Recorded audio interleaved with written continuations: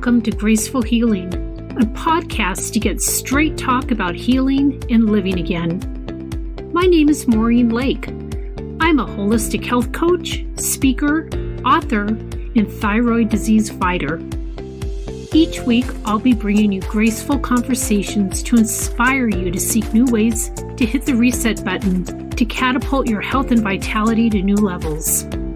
Listen in and open your heart to all the new possibilities. Are you ready? Let's do this.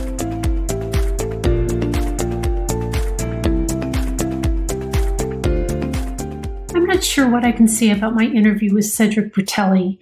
He is such an amazing person. And as a former special ed teacher who loved working with children who just happened to have a behavior difficulty or two, I was so intrigued by his message of understanding. Growing up in a tiny village in France, population 80, Cedric became a culinary expert for the Ritz Carlton Hotels. And now he's an expert in emotional health using the TIPI method, TIPI. I'm in awe of what he's been able to accomplish in the 10 short years since he left his job with the Ritz. Every teacher, parent, therapist, every human needs to understand how our thoughts rule our emotions and how we can use techniques to overcome some things, major things, such as anxiety, stress, panic attacks, PTSD, anger, and grief, just to mention a few. Please enjoy this amazing conversation with my first male guest, Cedric. Yay! You will not be disappointed. I know I wasn't. Hello, everybody. I'm so excited to have Cedric on my podcast today. His topic is near and dear to my heart, and you'll understand why in a few minutes. Cedric, thank you so much for being here. Hello, Maureen. Thank you so much for having me. Oh, you bet. You bet. So can you just share a lot about your personal story and journey, and especially how you landed into the field that you're in today? Because I'm sure it's going to be fascinating information. Sure, I'll be happy to share. I was born in France, in a tiny little village called Villebazy, in the south of France. When I say tiny, I mean it. It's about 80 people. Oh my gosh. So we were 80 in the middle of the forest, basically, you know? Oh. Literally. And I had a very happy childhood, great parents, surrounded by nature. I really had a great childhood. And still I was a very anxious child, very anxious, very nervous since I can never remember. So I grew up in this little village, and I decided as a teenager to go into culinary school when I was 14 years old. Oh my gosh, 14. So that's what I did. I went to culinary school and learned how to cook, learned how to serve, and went through the studies and did 2 years of college. And still in hospitality and restaurant management. While I was going through all that, I was still dealing with anxiety and a low-grade depression, a lot of anger, especially toward myself. But working in restaurants really helped me to create a persona. You're almost on stage when you're in a restaurant. Sure. So that helped me a lot. And during my last year of study in college, I had the opportunity to come to Burlington, Vermont. Oh, wow. As you could say. For my last internship. And so I did, and that opened the door for me to come and work for the Ritz Carlton Hotel companies here in Half Moon Bay, California. And that was my first job out of college. Well, not really my first job. My first job was that I opened my own restaurant in south of France, right out of college. And then time for the paper to go out to get ready and all. I moved to California, Half Moon Bay, to work as a cook. I love Half Moon Bay. Oh, I love Half Moon Bay too. Yeah. What a great place to go to. Yeah, I got very lucky. Very lucky. Anyway, long story short, I did a pretty successful career at the Ritz Carlton. I ended up being the director of restaurants for them up until 2009. So I was managing the whole front of the house. And as I was doing that, I was always trying to find ways to feel better for myself. So I was going through psychotherapy for this kind to try to deal with this anxiety. Nobody, by the way, around me had any idea for what I was going through. I, like many people, I was very good at hiding it. Yeah. And I found a program in France. As I was doing a Google search in French from the US, I found a program in France that was claiming at the time that in 30 minutes, anyone could resolve any kind of emotional difficulties completely and permanently. So I was quite skeptical, but I said, okay, why not? Being in California, I tried pretty much anything, running naked around bonfire, beating pillows. You name it. There's everything. So I said, okay, why not? So I did a session with this one guy in France about an emotion that was coming back on a daily basis for me. And the emotion I worked on, that was anger, after one session did not come back. So it's not like I was controlling better. It's not like it just wasn't there. So I became very intrigued, and I followed the training with this guy to learn how to resolve my emotion on myself by myself. And well, I did pretty good at that. I had several emotions I didn't want to feel anymore. I worked them out, didn't come back. And at this point, I became very curious, and I asked to join the program. And they said, yes, join us. So I quit my job here in the Ritz, and I went to study with them for 2 years in France. That was a big leap of faith. It was, and I'll tell you what, it was pretty damn scary. Yeah, I bet. What an amazing job to be working for the Ritz and then just to give it up must have been pretty impactful. It was completely impactful. It changed my life. It literally changed my life. And we needed to know more about it. So I went there and I studied the technique on how to help others to resolve emotional difficulties. And I came back 2011 in the States, and I started to teach for them. The program was called TIPI in France, TIPI. TIPI. Okay. I haven't heard of that at all. I was the only one teaching for it in the States for a while. And up until last year, I was teaching for them. And in the same time, I was studying the brain, studying neuroscience. And last year, I stopped working with them, and I founded the Emotional Health Institute. So Emotional Health Institute is a collaboration between myself, a couple doctors from France, and a professor from Germany. And the objective of the Emotional Health Institute is to understand how the brain constructs emotion and how the brain can deconstruct emotion naturally and organically, if I may say. So the Institute is doing fantastic. We are doing trainings, we're doing programs, we're teaching, as we talked about before being on air, we're teaching educators, teachers how to do this work with kids. We're teaching therapists, counselors, coaches how to resolve emotional difficulties with their clients or their patients. And of course, we're having a whole directory of certified practitioners that do session with people who have emotional difficulties, disruptive emotional pattern. So that's what I do now. I'm the founder and director of the Institute, and I'm teaching all across the US how to resolve emotional difficulties. Wow. And I can't even think of a more important time in our history than now to implement something like this in the schools, for sure. In the school, and for parents, and even for therapists, Sure. People need to understand that you do not have to struggle for years over an emotional difficulty. The brain has the natural capacity, has the powers, the plasticity to resolve any kind of disruptive emotional pattern. And that's what we teach. That's what we teach. Well, I know as a previous special education teacher, a lot of the students that I worked with had dyslexia, and part of getting dyslexic students to read better was rewiring the brain. And so is that kind of similar to what you're doing? We would create new neural pathways that hadn't been created before so that those students could learn certain techniques and skills in order to read. So I'm just trying to understand, is that kind of what you're doing or what? It is a bit different. Really, our expertise is about emotion and emotional pattern. So as you probably notice, as a teacher, some of those kids are actually very smart. Oh, yeah. But most, actually, I should say, all those kids are very smart. But some have, difficulty reading for, many reasons, maybe ADD, ADHD, or whatever it is. But some is just an emotional blockage. Sure. They just can't get it. It's like for me as a kid, I just couldn't get math. And I wasn't an idiot per se. But like, for example, math was creating a total blockage for me.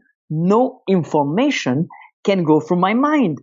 Wasn't able to understand a thing. It definitely was an emotional blockage there. Our expertise is really emotions and understanding that the brain constructs emotion based on past experiences, based on past trauma, conscious or subconscious. What we're doing, what we're using to heal or to resolve emotional blockages or emotional patterns are the physical sensations present during an emotion. Oh. What we call in neuroscience interoception. The interoception is the sum of sensations felt in our body during an emotional experience, during an emotional difficulty. Those physical sensations create a direct link, a roadmap, really, to the origin of the emotional difficulty or the emotional blockage. Basically, those physical sensations felt by a child or felt by an adult during an emotional experience is a gate to resolve it once and for all, to resolve this emotional difficulty once and for all. And that's what we do. So when I train teachers or educators to do this work, they do what I call an intervention. When the child is facing an emotional problem, a blockage, a pain, a struggle, the teacher is trained to get the child to focus on the physical sensations and to let the body process what has to be processed. Those physical sensations that the teacher will be able to link the child to will be present in the body of the child between 2 seconds and a minute max. But if the child is able to be present with the sensations in a very specific way, the emotion or the blockage that was lived by the child will not come back ever again. Wow. And we see it happening again and again and again here. And that's the same thing for an adult. A disruptive emotional pattern is an outdated prediction from the brain. That's all it is. That's the brain creating a prediction based on a stimulus that it perceives being a source of danger. The physical sensation that we feel during an emotion, that the way that we know that we feel an emotion is because we feel sensation in our body. Right. And the cognitive brain, the intellectual brain, so to speak, take those physical sensations, put them into context, and so to speak, realize that you're feeling an emotion. Those physical sensations that come at first when we have an emotion, this interoception, are the key to heal emotional patterns. This is fascinating. I'm just like soaking it in. I'm thinking about all the kids that I used to work with, some behavior problems, some on the autism spectrum, some high functioning autistic kids that could totally probably benefit from this 100%. And just Absolutely. And then just your everyday average kiddo that has so much stress and anxiety in their life for whatever reason. Then I think about myself. I mean, I used to have a pattern of panic attacks when I was younger that I never understood. And to this day, I still don't understand. You can't, there is something we need to understand. Emotions don't make any sense. Oh, that's good to know. Emotions do not make any sense. A big work that we do at the Institute is to demystify emotional difficulties. Like sometimes, for example, like my parents, they were fantastic parents. There's no reason, no conscious reason for me to be anxious and to have panic attack just like you did. Well, it's not the parent's fault in any way most of the time. Then the child has depression, anxiety, or anger issues, or whatever it is. It is our own emotion. Emotions are created some of our emotions are created very early on in age. Sometimes in the womb, sometimes when you come out from the womb, Yeah. But it's almost impossible to retrace the origin of an emotion. Almost impossible. Okay. What is happening, to give you maybe a bit more of an insight, what we understand create an emotional pattern is an instance of very high stress. Mm-hmm. And what you and I today as adults live as a very high stress is very different from what a baby lives at very high stress. Sure. You know, Mm-hmm. when there is a very high stress, the subconscious mind record everything that is happening during this episode of stress arousal. So you're living a quote unquote traumatic event. The cognitive brain, if it's developed enough, shut down because that's a natural process. However, the subconscious brain record everything that is happening to you, what's happening around you, what's happening in you, what you hear, what you smell, what you taste at that moment, what you feel on your body. And the subconscious brain also record what is happening viscerally inside of your body, your physical sensations. One of the main jobs of our brain is to predict. Our brain predict. Do not react to stimuli. It predict. So after a traumatic event, and we lived a lot of them during the pregnancy period, at birth, and early on in our lives. Once our subconscious brain later on, as we're a child, or as we are a teenager, or as we are an adult, when the subconscious brain sense one of the elements that was present during one of our traumatic events, the subconscious brain is going to automatically predict what you're going to feel in your body sensorially. Mm-hmm. It is going to generate in a snap the physical sensations that it remembers feeling at the time that is assimilated to the stimulus that you're in presence with. Mm-hmm. Those physical sensations generated by the subconscious mind are the very first thing that you feel when you realize that you have an emotion. I can totally identify with that with my past panic attacks, 100%. That makes such perfect sense. Now you see, when you had a panic attack or when you had panic attack, the solution to your panic attack is within the panic attack. When we have a panic attack or when we're angry or when whatever it is that we're living, we're trying to come out of it. We're trying to cope with it because we feel unsafe. Mm-hmm. Now the solution for the brain to stop generating the panic attack reaction is to stay connected to the physicality, to the physical sensation and you feel during the panic attack or during whatever emotion you're dealing with.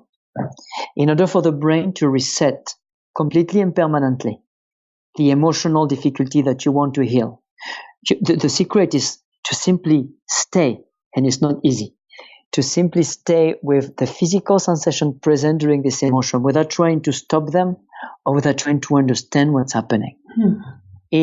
From a safe place. Mm-hmm.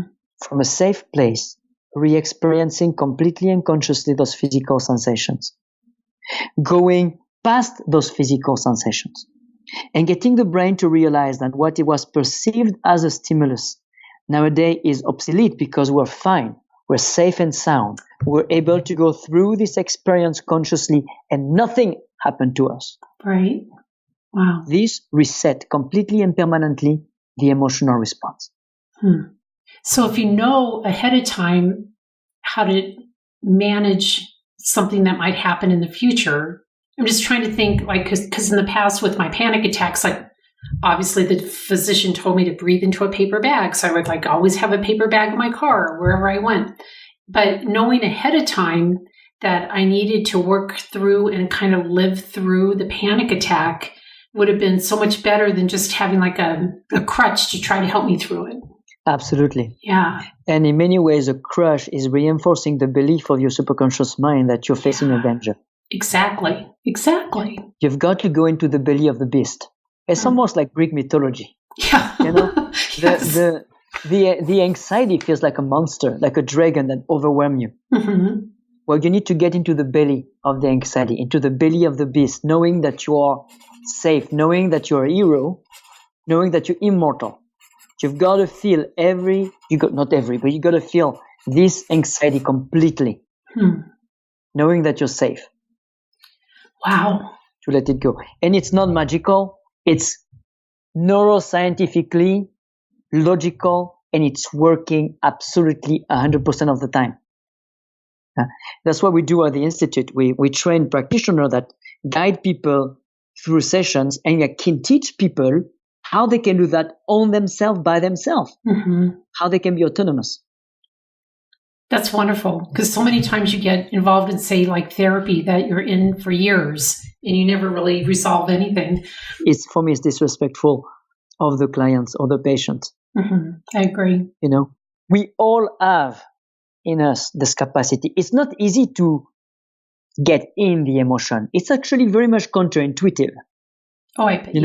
Yeah. As we feel the panic attack, all we want to do is escaping it. Exactly. Yesterday, a couple days ago, I did an interview with a lady who was specifically an expert of anxiety. I was telling her as a child, the only way my mom could calm me down when I was getting in this crazy mode was to take me with her into a cold shower. The shock of the cold will pull me out of my anxiety. And it's another coping mechanism. But people struggle with anxiety, and it's scary. Sure. And there's so much stress in our society today that no wonder so many people are anxious. Yeah, and it's the same thing. It's the same thing with anger. It's the same thing with depression. It's the same thing with anything chronic. And I would say it's in our life we realize the big emotions. Like we are aware of the big stresses, the big fears, the big anger. But there are all those little emotions that we are going through on a daily basis and we ignore, because it's easy to ignore them, because it doesn't take you in the guts like a panic attack does.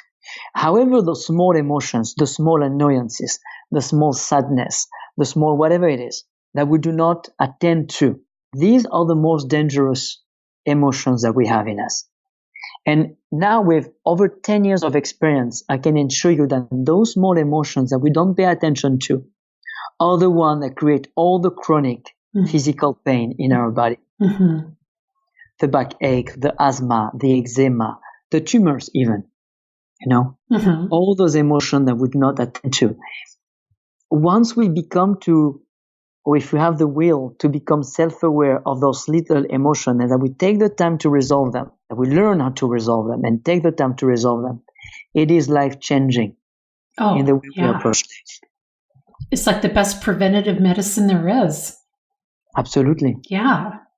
And if we can teach our children, if we can teach our kids very early on how to do that by themselves, can you imagine the generation of kids we're going to allow to develop? Wow. So that's kind of the mission here. Oh, gosh. And what a wonderful mission, because like I mentioned to you before we went on air, living and teaching in Denver, Colorado, that's had more than their share of heartache. I go into the schools now and the incidence of suicide is increased. Everything is increased because of not being able to handle the stress and anxiety that's occurring in our school system today. And I can't even imagine if you give the kids some coping skills early on, how that can change everything. Yeah. The beauty of ignoring is what we're providing the kids with are not coping skills. It is resolving skills. How many of our fears are we dealing with as adults? We learn to deal with our fears. We learn to hide them. We learn to manage them. But I assure you that most of us adults, we're dealing with the same stuff that we used to do very early on age. We just learn to manage it better. And that, of course, that's going to impact us. That's going to impact the way we relate to others. That's going to impact our physical body. Yeah. I did a session with my dad 4 years ago on his fear of dark. I never knew that my dad, who was 60 at the time, had a fear of dark. And he opened up because it was a special time of his life, and he just let it out. But then I realized all the holiday celebration we did at home, he always wanted to turn on all the lights. And my mother and I, we just wanted to have some candles over, to create an ambience. And he was just turning the lights full blast every time. And for all my life, with man, this guy is really annoying. Well, the reason was that he was afraid. He wasn't comfortable with just candlelight. Never he would have said that to my mother or myself. Sure. all those things that we're dealing with for a lifetime, that we'll be dealing with for 30, 40, 50 years maybe. Mm-hmm. Yeah. Wow. Anyway. Jeez. So tell us like what you're doing now. I know you're working with some of getting your work into the public schools and working with children and teachers, but share with us everything that you're doing. And how long ago did you stop working for the Ritz and go into this whole new area? I quit in 2009. So I changed career about 10 years ago now. Wow. That is so impressive. It really is. To give up such a lucrative career, and then it's amazing what you're doing now. I'm so impressed by you. Oh, well, please don't. It's everybody can do it. Believe me, if I can do it, everybody can do it. And sure, at the beginning when I came back from France, wanting to share this work here to start to do trainings, I mean, nobody wanted to hear about it. Mm. First of all, I had no formal education, no PhD, no master, nothing. And it was too foreign to people to think that you could heal within minutes. Even 10 years ago, we were not talking so much about brain plasticity as much as we talk about it today. Sure. So when I came back, I started working in restaurants again. So during the day, I was meeting people and doing sessions, etc. And at night, I was bartending, for a long time, up until a few years ago. And finally, yeah. And, things came up the way that it's supposed to be. And the training started to pop up, and we start to train people, and an awareness start to be created. And thanks to people like you as well, who give me a voice, give us a voice. Mm-hmm. Awesome. Yeah. Great. So the question that you asked earlier, and I didn't, what we're doing now at the Institute is training. We're teaching therapists, coaches, but also pastors, people who are mentors in their community, how they can resolve emotional difficulties with their clients, their patients, their students, anybody. And we train educators more specifically on how to do that with their with their students. Mm-hmm. And of course, we're providing trainings for people to learn how to do this work on themselves, by themselves. Train certified practitioners that can help anybody all over the USA. Okay. So how long does it take to become a trained certified practitioner? So to become a trained certified practitioner, it's quite short. It's, let me put it together, about 8 days of trainings. Mm-hmm. And then we do continuous education seminars. Oh, wonderful. Yeah. And to learn to do that, to learn to be a trained practitioner, it's 5 days in person, and the rest of the training is done through Zoom or Skype, this kind of media. Mm-hmm. That's what's so wonderful about today, right? You can do it anywhere, any place. Absolutely. Yeah. But it's important for us to see the students at least twice in person as a small group, so we can really practice hands-on, Mm-hmm. And so that's what we do. Wonderful. That's wonderful. So I see, like when we were talking, I know that you have an online course for emotional freedom. Can you talk a little bit about that? Yeah, absolutely. This online course for emotional freedom is to learn to resolve our own emotional difficulties. So I crafted it through 5 weeks. Each week there is a video with specific steps that will take you to completely own and master this physiological capacity for emotional regulation. At the end of the 5 weeks, there is a 30-minute, sometimes it's more, of course, time that we speak on one-on-one with the person who went through the training, and we ensure that the person knows exactly how to resolve their own emotional difficulties. And the same course is available as a course, interactive, with me or with other trainers, where I teach you on this time, if we do it interactively, is 3 times 1 hour. And I teach you how you can completely be in charge of your emotional well-being. Wow. It is short because it's not complicated. It's just unlearning a lot of things and allow the body to do what it's supposed to do to resolve it. So if the body needs to, I don't know, I'm just trying to think, like, breathe rapidly and your heart rate races and your mind goes crazy with all sorts of thoughts. You just allow that to happen and just work through it, basically, or because you're not trying to intervene in any way, you're just letting it occur? What is very important, Maureen, is to pay attention to the physical sensations. Mm-hmm. So the thought cannot be a part of the picture. All your attention need to be on the interoception, on the physical sensation, and specifically on 2 or 3 physical sensations. Observe them and be curious, so to speak. Observe what's happening in your body without impacting them whatsoever. That's the key for the subconscious brain to update a prediction. But if people take the trainings, and we're trying to make the training like super affordable to really make this information as available to people as possible, it is always better to take a training, even a short training, even an online training, so you know exactly how to do it, and it is yours for life. Sure. That's wonderful. Yeah. Yeah, because I can just imagine that you do need to have some coaching and some insight into how to manage through what you're feeling, because you do let your thoughts get in the way. That's for sure. Yeah, and the key is to not. You know, if you pay attention to your sensations, your thought cannot pop up.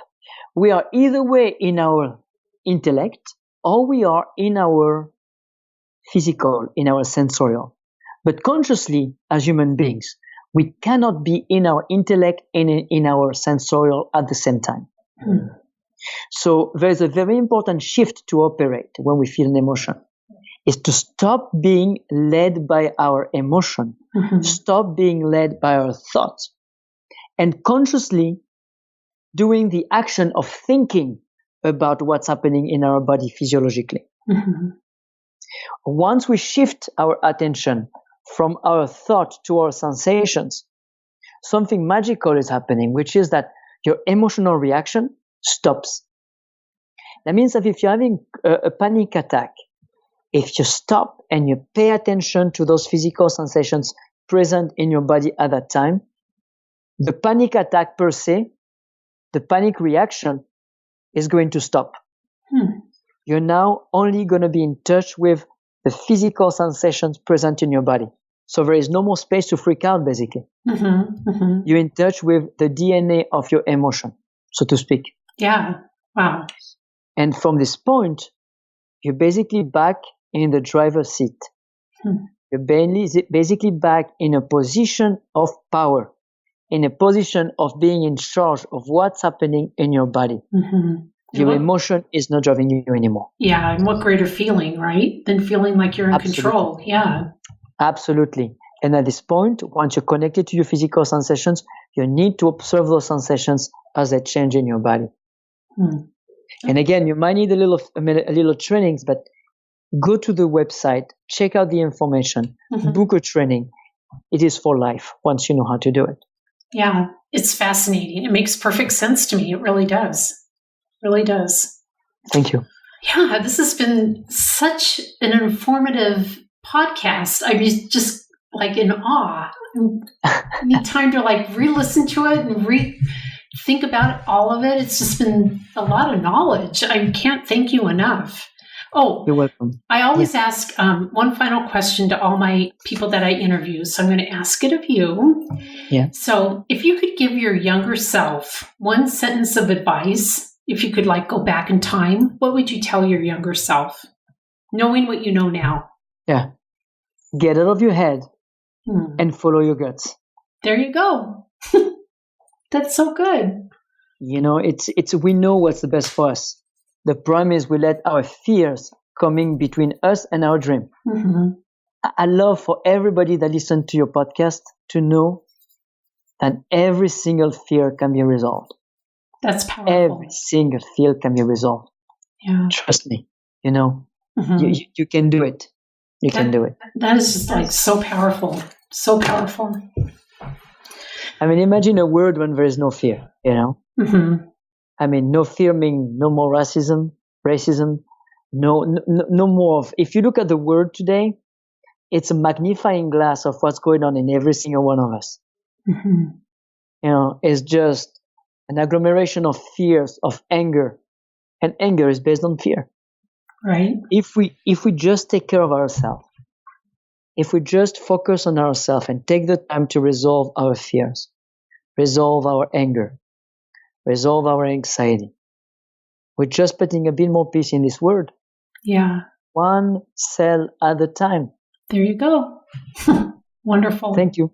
Thank you. Thank you so much for spending this past, 40 minutes with me. It's awesome. I can't wait to share with my listeners. So thank you again. My pleasure. Thank you for the opportunity. I really appreciate it, Maury. You bet. Hey, thank you for joining us today. I hope you enjoyed this episode as much as I did. If you can, take a moment and give us a review. And please join the VIP room in Facebook for more discussion and insights.